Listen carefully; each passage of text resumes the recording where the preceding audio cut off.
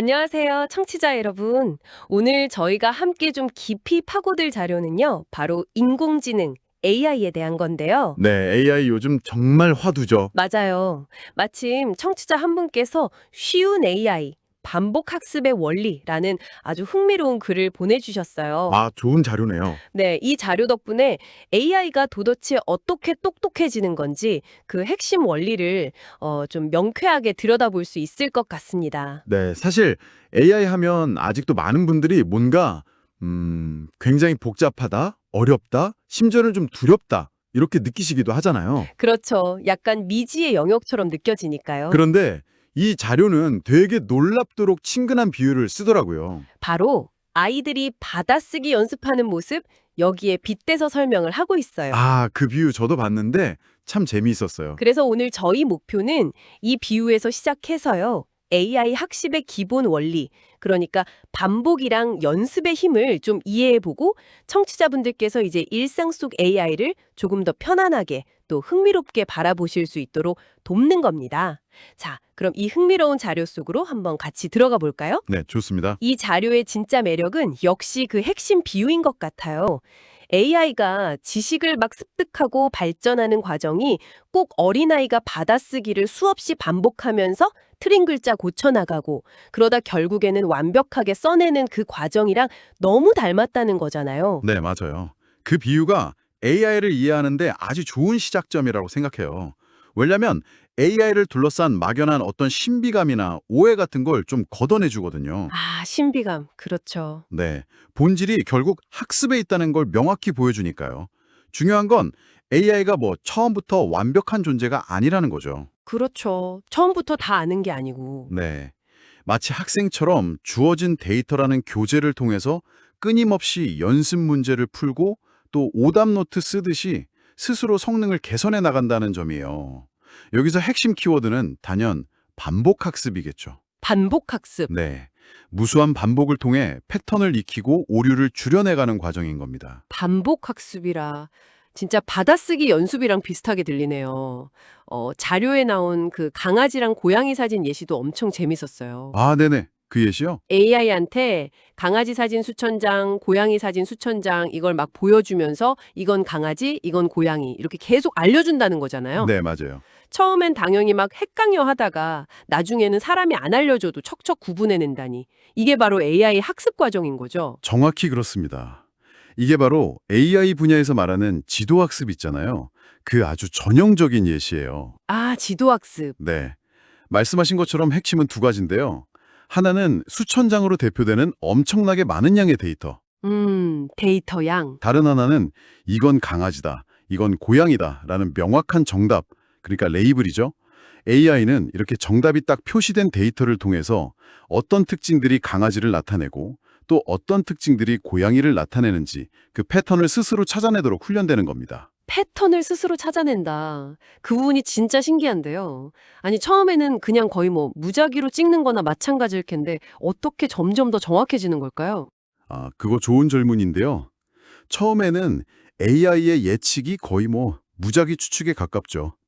그런데 예측이 틀릴 때마다 예를 들어 강아지 사진을 보고 고양이라고 답했을 때 AI는 그 오류 정보를 바탕으로 내부의 연결망, 뭐 가중치라고도 하는데 그걸 조금씩 수정을 해요. 아, 틀릴 때마다 고치는 거군요. 네. 아, 이런 특징들을 가진 이미지는 강아지가 아니라 강아지일 확률이 더 높구나 하고 배우는 거죠. 이 과정을 수백만, 수천만, 때로는 뭐 수억 번 이상 반복하면서 오류를 최소화하는 방향으로 스스로를 아주 조금씩 개선해 나가는 겁니다. 와, 수억 번이요. 네. 인간이라면 사실 지루해서 포기할 법한 그런 엄청난 양의 반복 연습을 통해서 결국에는 인간보다 더 빠르고 정확하게 강아지랑 고양이를 구별할 수 있게 되는 거죠.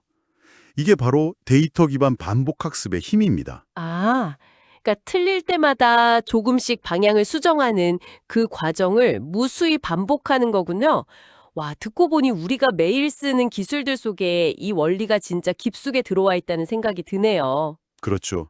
아주 많죠. 예를 들어 스마트폰에 대고 오늘 날씨 어때? 이렇게 물으면 바로 답해주고 또 AI 스피커한테 좋아하는 노래 틀어달라고 하면 척척 알아듣잖아요. 내비게이션 앱도 그렇고요. 이것들도 다 그럼 같은 원리인 건가요? 바로 그렇습니다. 청취자분 께서 매일같이 쓰시는 그런 음성인식 서비스나 AI 스피커는요, 전 세계 수많은 사람들의 목소리 데이터, 그러니까 다양한 발음, 억양, 단어 선택, 문장 구조 같은 것들, 그에 해당하는 명령어들을 끊임없이 학습한 결과물이에요. 아, 그 많은 데이터를 다 학습하는군요. 네. 처음에는 잘 못 알아듣던 말도 사용자들이 계속 쓰면서 데이터가 쌓이잖아요. 그럼 AI가 그 데이터를 통해서 반복 학습하면서 점차 정확도가 높아지는 거죠. 오늘 날씨 알려줘. 오늘 날씨는 아니면 그냥 비와 이런 다양한 질문 형태를 학습하면서 이게 날씨문이구나 하는 그 의도를 파악하는 능력이 향상되는 겁니다. 내비게이션도 마찬가지겠네요. 단순히 길만 찾는 게 아니라 실시간 교통정보까지 반영해서 최적의 경로를 추천해 주잖아요. 요즘엔 정말 똑똑해졌어요. 맞습니다. 내비게이션 AI는 방대한 지도 데이터뿐만 아니라 수많은 차량에서 실시간으로 막 전송되는 위치나 속도 데이터, 또 과거의 교통 패턴 데이터 같은 걸 종합적으로 학습합니다. 와, 정말 많은 걸 보네요. 네. 이걸 통해서 특정 시간대에 이 도로는 막힐 가능성이 높겠다. 아니면 이 경로가 더 빠르겠다. 이런 걸 예측하고 추천해 주는 거죠. 이것 역시 사용자가 많아지고 데이터가 쌓일수록 예측의 정확도가 점점 높아지는 전형적인 반복 학습의 사례입니다. 결국 우리가 느끼는 AI의 그 똑똑함이라는 건 이런 방대한 데이터와 정말 지칠 줄 모르는 반복 학습 능력에서 나오는 셈이죠. 듣고 보니 온라인 쇼핑할 때는 상품 추천도 딱 같은 맥락이겠네요. 이런 상품은 어떠세요 하면서 제가 최근에 봤던 상품이나 아니면 구매했던 거랑 비슷한 걸 막 보여주는 거예요. 네네. 정확히 그 원리입니다. 제가 뭘 검색하고 뭘 클릭하고 뭘 장바구니에 담았는지 AI가 계속 지켜보면서 연습을 하는 거군요. 그래서 다음에 제가 뭘 좋아할지 예측하는 거고요. 가끔은 정말 제 마음을 어떻게 알았지? 싶어서 놀랄 때도 있어요. 네, 맞아요. 추천 시스템 AI는 청취자분의 검색 기록, 클릭 기록, 구매 내역, 심지어 페이지에 얼마나 오래 머물렀는지 이런 시간까지 다양한 데이터를 학습합니다. 아, 머문 시간까지요? 네.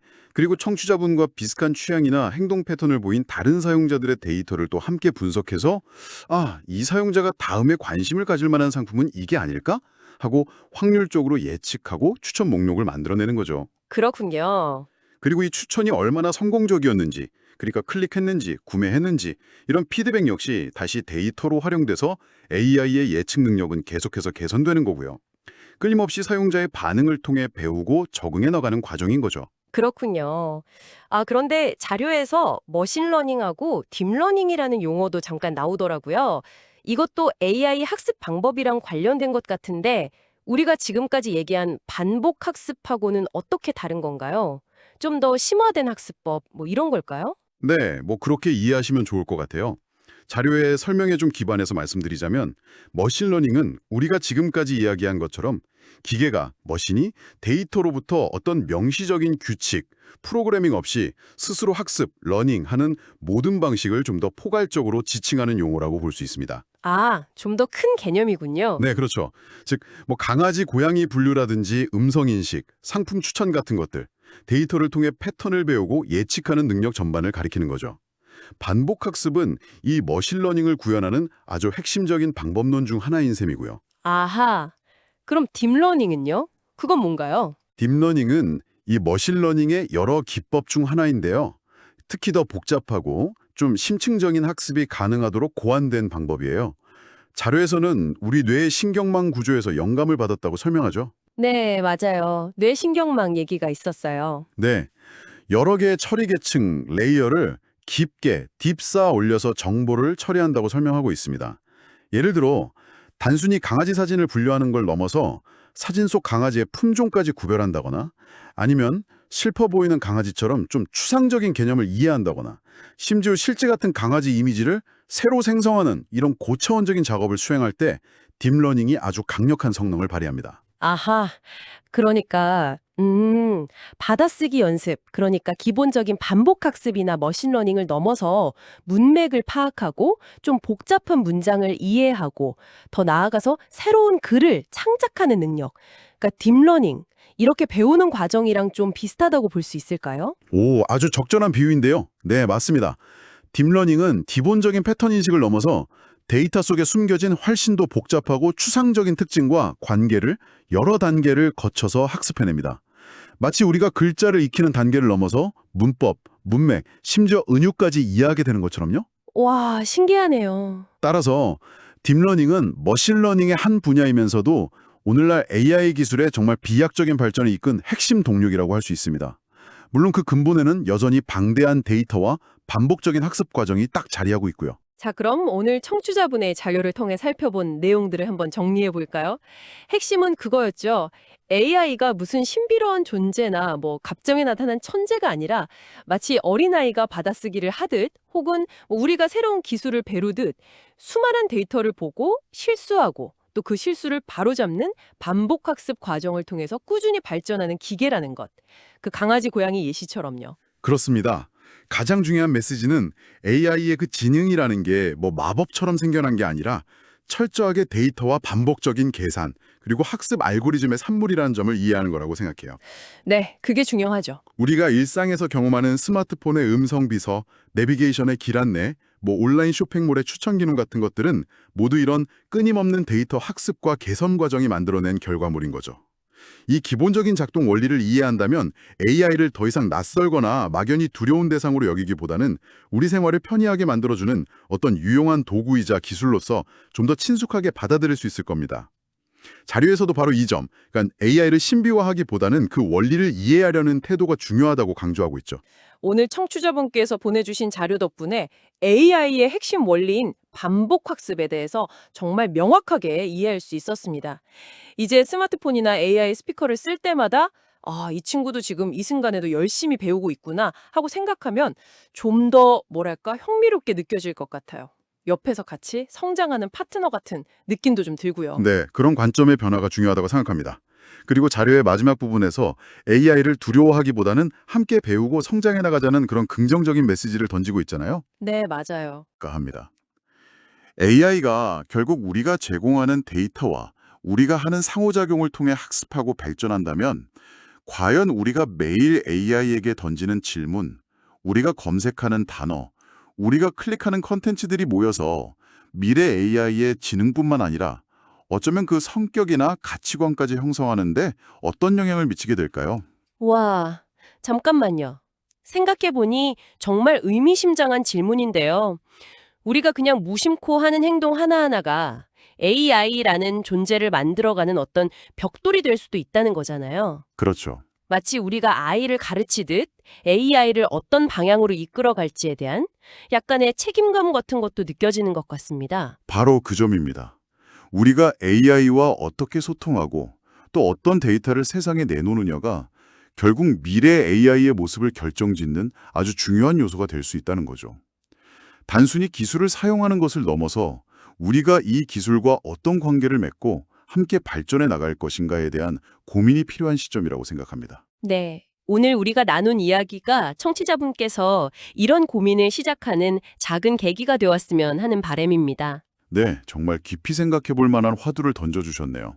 오늘 저희와 함께 AI의 기본 원리를 이렇게 흥미롭게 탐구해 주셔서 정말 감사합니다. 네, 저도 즐거웠습니다. 앞으로도 청취자 여러분의 호기심을 자극하는 그런 자료가 있다면 언제든 저희와 함께 이렇게 깊이 파고들어 보시면 좋겠습니다.